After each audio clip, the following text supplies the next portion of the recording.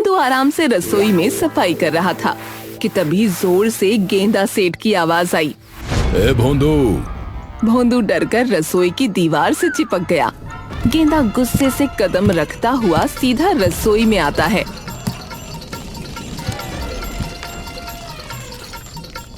क्या हुआ सेठ जी? भगवान ने तुझे भेजा तो भेजा, लेकिन तेरे भेजे में भेजा नहीं भेजा है? क्या? किसे भेज दिया? अरे अरे, तू खाना थाली में खाता है या भैंस की खौर में? मैं खौर में क्यों खाऊंगा सेठ जी? क्योंकि बैल बुद्धि है तू। क्या?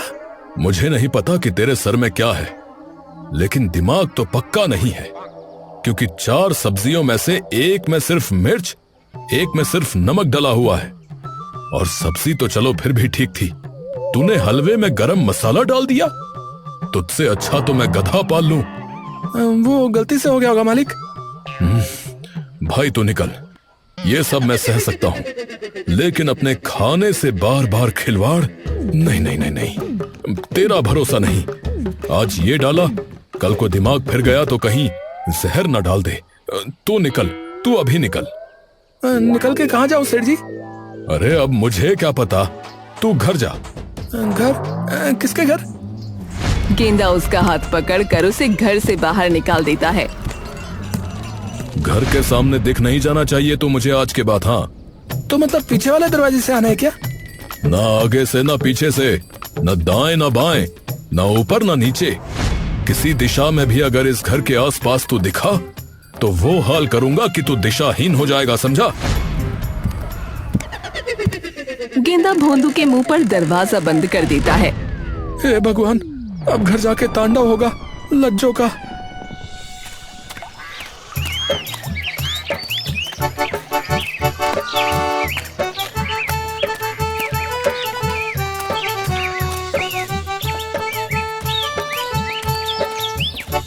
भोंदू डरते डरते चला जाता है।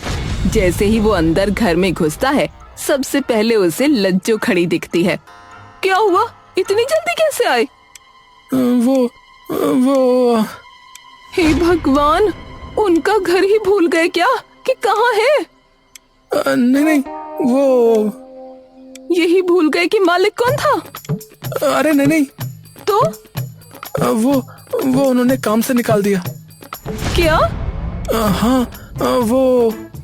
हे भगवान, नहीं, उन्होंने तो बड़ी मुश्किल से रखा था तुम्हें, अब कहाँ काम ढूंढोगे? मैं जाकर बात करता हूँ बाहर, कहीं शायद काम मिल जाए। जाओ अभी। ठीक है।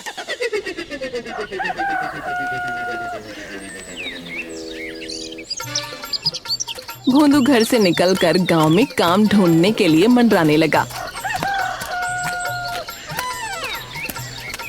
कि तभी सामने से टोपी चंद की रैली निकलती दिखी।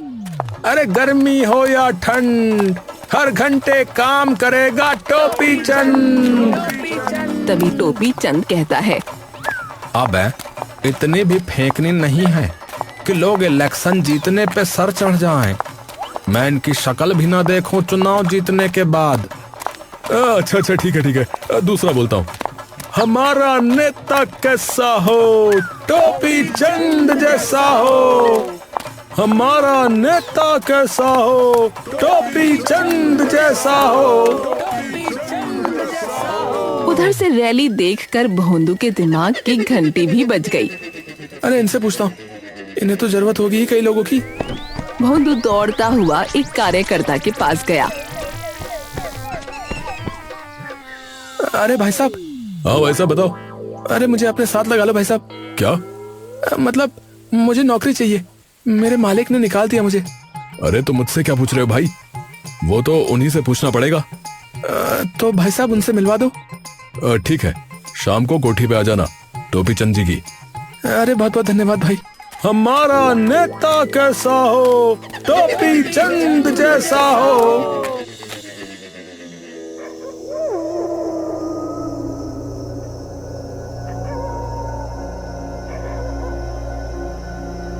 शाम को भोंदू टोपी चंद के घर पहुंचा, जहां बाहर कई कार्यकर्ता बैठे थे। अरे कोई है? सभी कार्यकर्ता उसकी तरफ मुड़ जाते हैं। अबे अंधा बंदा है क्या है? इतने लोग बैठे दिख नहीं रहे तुझे? अरे माफ करना, मुझे टोपी चंद जी से मिलना था। अरे हाँ हाँ, आने दो इसे। भोंदू अंदर आ जाता है। चलो मेरे साथ। हरिया भोंदू को टोपी चंद के सामने ले जाता है। सेठ जी। नमस्कार मालिक। हाँ, क्या चाहिए? ये काम पूछना है। अच्छा, नाम क्या है? किसका? अरे तेरा ही पूछेंगे और किसका। अच्छा, अरे भोंदू भोंदू नाम है, भोंदू। सही नाम रखा है। क्या क्या कर लेते हो? असल में सब कुछ कर लेता हूँ मालिक। साफ सफाई, सिलाई बुनाई, खाना बनाना और बहुत कुछ। ये तो काम आ सकता है। मेरी पत्नी को वैसे भी जरूरत है नौकर की, और हमारे साथ चुनाव के प्रचार में भी मदद कर सकता है। हाँ, नारे भी लगा सकता हूँ। दिखाऊं? हमारा नेता कैसा हो, खातीराम जैसा हो। अबे ओ, खातीराम तो हमारे खिलाफ खड़ा है। अरे हाँ, माफ कीजिएगा। ठीक है, कल से काम पे आ जाना। अरे बहुत बहुत धन्यवाद आपका नाकाबंद जी। अरे टोपी चंद। हाँ।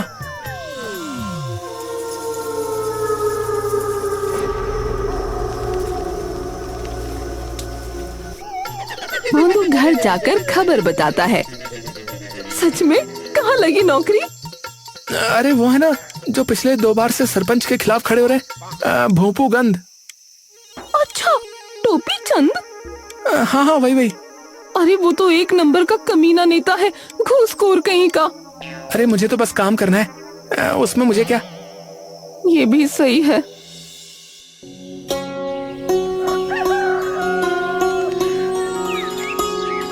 अगली सुबह भोंदू टोपी चंद के घर पहुंचा। आ गया सेठ जी मैं। हाँ, आ गया। अरे ये है नया नौकर। अच्छा, अंदर इनके कपड़े पड़े हैं, वो धो दो। ठीक है मालकिन। भोंदू अंदर कपड़े धोने चला गया।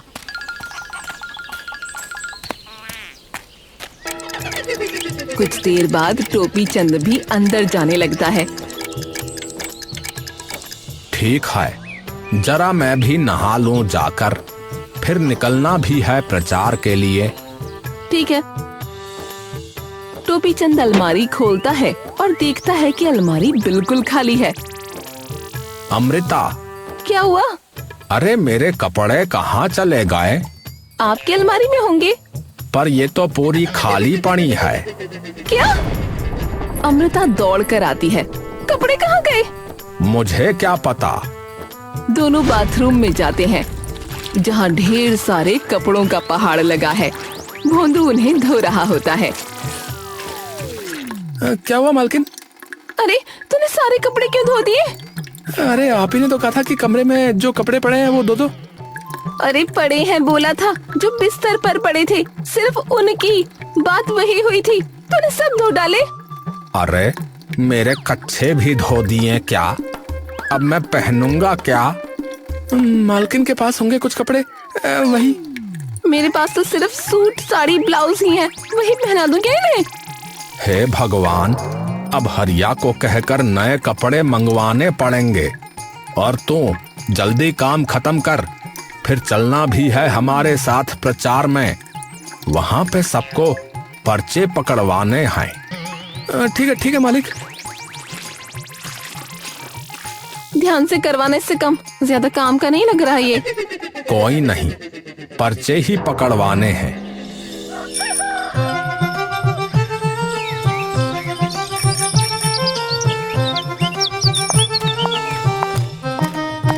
भोंदू कपड़े धोकर टोपी चंद और बाकी कार्यकर्ताओं के साथ प्रचार के लिए निकल जाता है, जहां सभी लोग शोर मचाते जा रहे थे। तभी सामने से एक और पार्टी की रैली उनके सामने आ जाती है। हमारा नेता कैसा हो, टोपी चंद जैसा हो। ये खातीराम यहाँ कैसे? खातीराम और टोपी चंद एक दूसरे को देखकर लाल पीले हो जाते हैं और आमने सामने आ जाते हैं। अब की बार तो तेरी कुर्सी मेरी ही है। तूने कभी तेरे घर पे भी कुर्सी रखी देखी है कभी जो ये कुर्सी लेगा? सारा वोट मेरा ही होगा, देखना। जरा ये तो बताइयो कि वोट डालना कहाँ है, बता बता।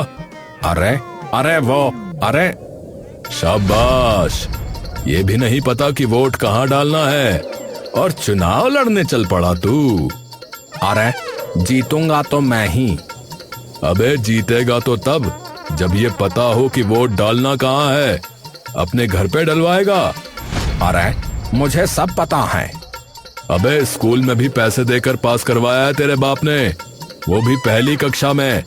तुझे पता है सब है? टोपी चंद गुस्से में अपना काफिला वापस लेकर जाने लगता है। भाई मैं भी एक नारा लगाऊं क्या? अरे हाँ, पर पूरी जान लगा के चीखना है, समझा? ठीक है भाई। अरे गांव में चलता इसका नाम, जीतेगा बस खातीराम। अबे ओ, ये किसका नाम ले रहा है? खातीराम और उसके साथी सभी लोग ये सुनकर हंसने लगते हैं। गधे के घर में गधे ही पलते हैं। अरे हरिया, इसको चुप करा वरना यही हरवा देगा हमें। हरिया। सभी लोग मिलकर भोंदू को पीछे कर देते हैं और प्रचार करना शुरू कर देते हैं।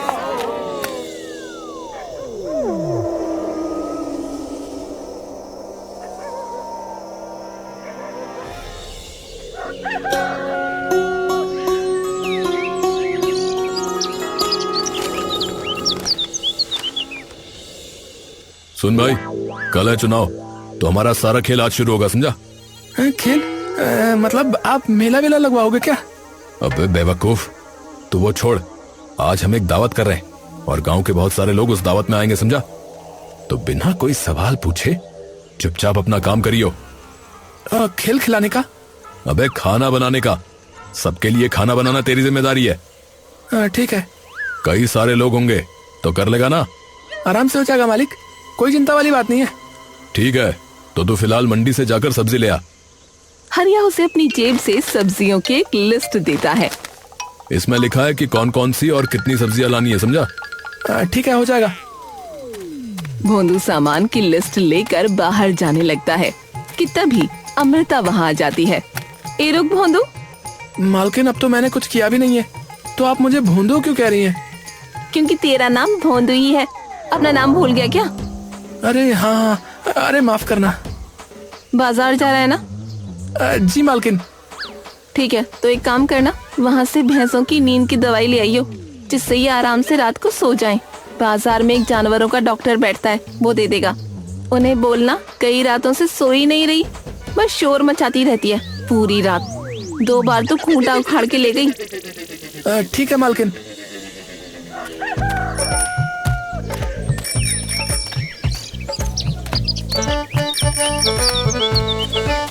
भोंदू बाजार जाकर सबसे पहले सीधा जानवरों के डॉक्टर के पास जाता है।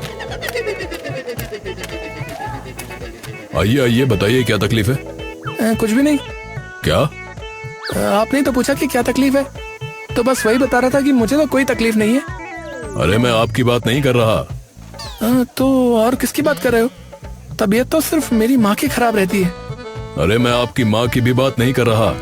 मैं जानवरों का डॉक्टर हूँ तो पूछ रहा हूँ कि किसी पशु को कोई दिक्कत है क्या? अच्छा जी। अरे वो मेरे मालिक की भैंसों को थोड़ी दिक्कत हो रही है आजकल।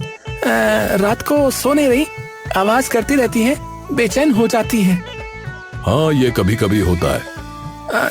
तो हो तो उनके लिए कोई नींद वगैरह की दवा दे दो। ठीक है, मैं दे देता हूँ। 2 गोली डाल देना उनके खाने में। और हाँ, गलती से भी किसी इंसान के खाने में मत डाल देना इन गोलियों को, नहीं तो पूरा दिन उठ नहीं पाओगे। अरे नहीं, पागल थोड़ी हूँ कि भैंसों की दवाई इंसानों के खाने में डालूंगा। ठीक है।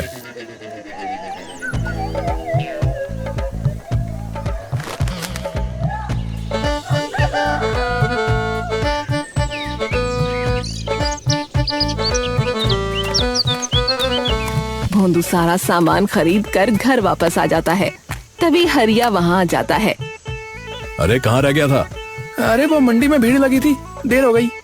अरे शाम होने को आई है, जल्दी कर, लोग थोड़ी देर में आना शुरू हो जाएंगे। हाँ अभी फटाफट बना देता हूँ। भोंदू तुरंत ही सारा सामान लेकर अंदर चला जाता है। तभी एक कार्यकर्ता वहाँ आता है। हरिया भाई, हाँ शराब की सारी पेटियां आ गई है भाई। अच्छा, और वो जो 500 की गाड़ी मंगवाई थी वो? हाँ भाई, वो भी आ चुकी है भाई। तभी टोपी चंद भी वहाँ आ जाता है। अरे भाई, कैसे चल रहा है सब कुछ? हो गया सब कुछ, बस लोगों का आना बाकी है। हाँ, अब देखता हूँ कि कैसे नहीं जीतता चुनाव। किसी ने सही कहा है कि अगर कुछ पा न सको मैं तो खो दो। अबे जाहिल, किसी ने सच कहा है कि कुछ पा न सको तो उसे खरीद लो। वैसे आपको ये पता है कि वोट डालना कहाँ है अब? अरे तेरे मारू रहटे, इधर आ। नहीं, मैं तो बस पूछ रहा था मालिक, बस। वहीं दूसरी ओर भोंदू भी जोर शोर से खाने की तैयारी करने लगता है। अरे जल्दी कर भोंदू, मेहमान आने भी शुरू हो गए हैं। क्या सही में? ठीक है। खाना लेकिन बढ़िया बनना चाहिए, ऐसा कि सबको मजा आ जाए। भोंदू पलटकर पीछे देखता है और गलती से भैंसों की दवाई भी मसालों के साथ उसमें डाल देता है। अरे बढ़िया होगा भाई, आप चिंता मत करो। अरे तू आगे देख के काम कर, उल्टा सीधा कुछ डल जाएगा वरना। भोंदू सब्जी कड़छी से मिलाने लगता है। थोड़ी ही देर में सारी सब्जियां बनकर तैयार हो जाती हैं। टोपी चंद के घर पर पूरी दावत की तैयारी हो जाती है। सब लोग दावत में आ चुके होते हैं। सारे कर्मचारी सबसे पहले शराब भर भर कर सबके सामने रख देते हैं। तभी टोपी चंद वहाँ आता है। हाँ तो मेरे भाइयों, ये महफिल खास आपके लिए, तो जम के खाओ और खींच के पियो जितना मन हो। और इसके बाद मेरी तरफ से मेरे इन सभी भाइयों को 2000 रुपए भी। सब लोग जोर जोर से टोपी चंद के नारे लगाने लगते हैं। ये बात, चलो अब हम मिलकर जश्न मनाते हैं।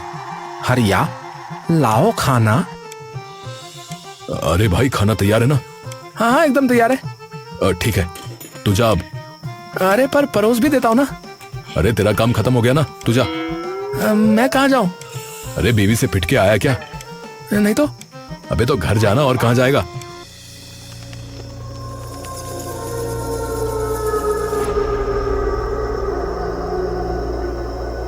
भोंदू वापस अपने घर चला जाता है।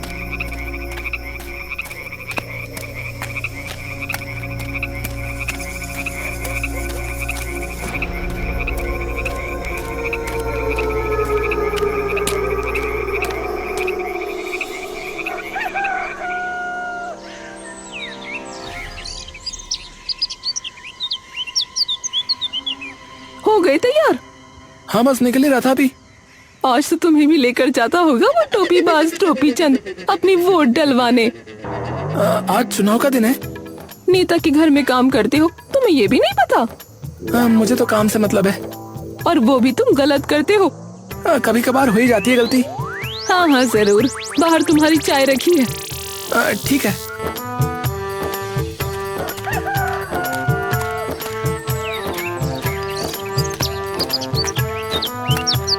भोंदू सुबह सुबह जैसे ही टोपी चंद के घर पहुंचता है तो देखता है कि टोपी चंद के घर में सारे लोग नीचे गिरे पड़े हैं। और ये देखते ही भोंदू की सांस एकदम थम जाती है। अरे ये सारे के सारे यहाँ किस हो गए? अंदर से सरपंच की बीवी तमतमाती हुई आती है। अरे ये पूरा गांव कैसे बेहोश पड़ा है? क्या? भोंदू नीचे पड़े हरिया के पास जाता है और उसकी नाक के पास उंगली लगाता है। अरे सांस तो चल रही है। अमृता और भोंदू सबके पास जा जाकर उनकी सांसें देखने लगते हैं। हैं तो सभी जिंदा, पर हुआ क्या है इन्हें? भोंदू आसपास देखता है। काफी सारी शराब की बोतलें पड़ी हुई हैं, भरी हुई, और सबकी खाने की थाली में खाना भी छूटा हुआ है थोड़ा। शराब की वजह से तो नहीं हो गए बेहोश? अरे किसी ने पी तो है ही नहीं कुछ, सारी बोतलें तो भरी पड़ी हैं। ऐसे क्या एक एक दो दो पैग में ही टुन हो गई है।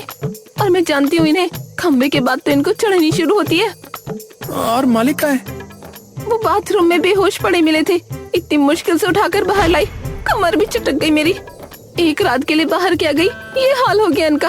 आज चुनाव है और ये सब लोग जो वोट देने वाले थे वो तो यहाँ नीचे पड़े हैं। मैं पानी की बाल्टी लेके आता हूँ मालकिन, क्या पता उठ जाए।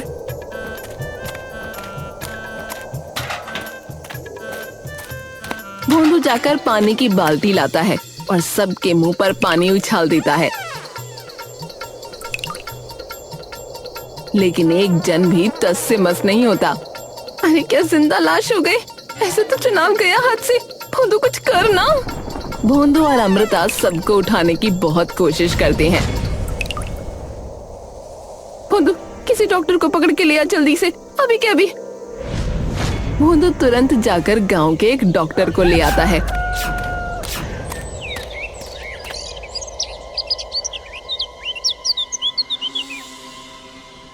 देखिए, वैसे तो ये लोग ठीक हैं, पर ऐसा लगता है जैसे इन्होंने कोई बेहोशी की बहुत खतरनाक दवाई खा ली है। क्या? हाँ, ये आज पूरा दिन नहीं उठने वाले। अमृता और भोंदू ये सुनकर दंग रह जाते हैं। सुबह से रात हो जाती है।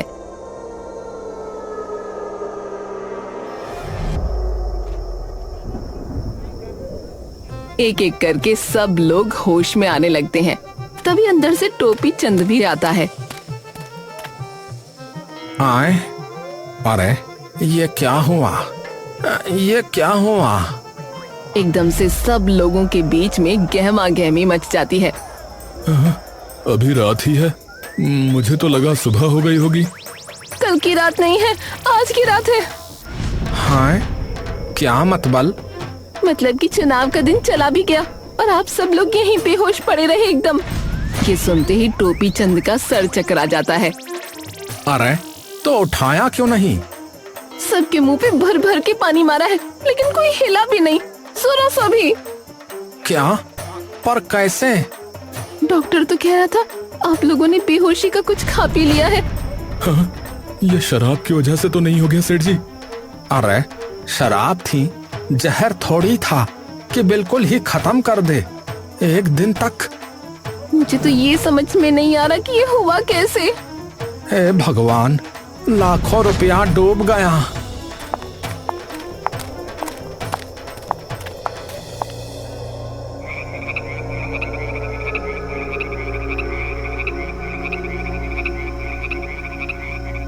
अरे मेरा तो सर फटा जा रहा है। तो मैं अब जाऊं घर?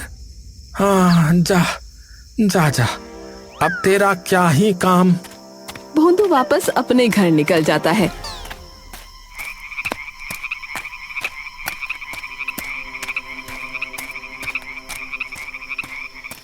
अरे अमृता, जरा पानी ले आ थोड़ा।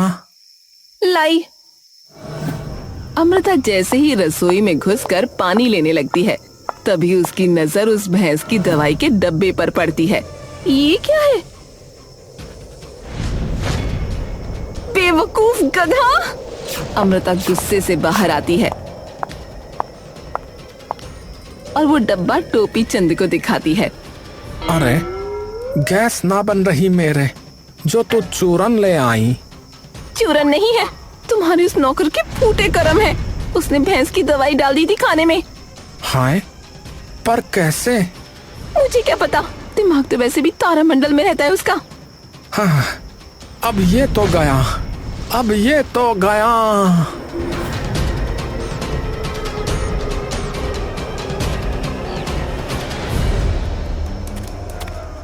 सब लोग टोपी चंद के साथ भोंदू को ढूंढने निकल पड़ते हैं। भोंदू जो आराम से जा रहा होता है, तभी उसे अपना नाम सुनाई देता है। भोंदू पीछे पलटता है, जहाँ टोपी चंद और सारे लोग उसके पीछे गुस्से में दौड़ते हुए आ रहे होते हैं। हे भगवान, इन्हें क्या हो गया है? ये ऐसे क्यों आ रहे हैं मेरे पीछे? भोंदू तुरंत दौड़ना शुरू कर देता है। अबे रुक, अबे गधे के मामा, तुझे तो उल्टा टांग दूंगा मैं। हाँ, अरे अरे पर हुआ क्या मालिक? अरे बेवकूफ, भैंसों की दवाई हमें खिला दी तूने, इसीलिए हम बेहोश रहे पूरा दिन। तभी भोंदू को वो बात याद आती है। अरे नहीं, अरे ये क्या कर दिया मैंने। अरे तेरी वजह से मैं फिर से चुनाव हार गया रे। अरे मुझे माफ कर दो सेठ जी, माफ कर दो।